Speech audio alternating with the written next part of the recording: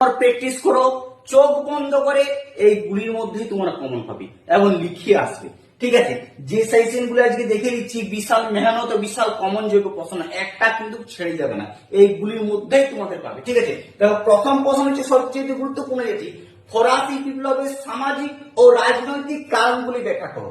এই প্রশ্নটি তোমাদের ফার্স্ট ইউনিট টেস্টে আসার 100% প্রায় চান্স আছে, বারবার বলছি।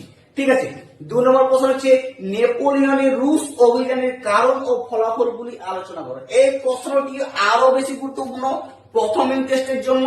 ঠিক আছে, তোমাদের যেমন গত বছর ক্লাস 8 যতগুলি সাজেশন দিয়েছিলাম ফার্স্ট সেকেন্ড ফাইনাল প্রতিটা তোমার পড়েছে, তেমনি 9 থেকে তোমার পুরো প্রতিটা প্রশ্ন কমন পাবে।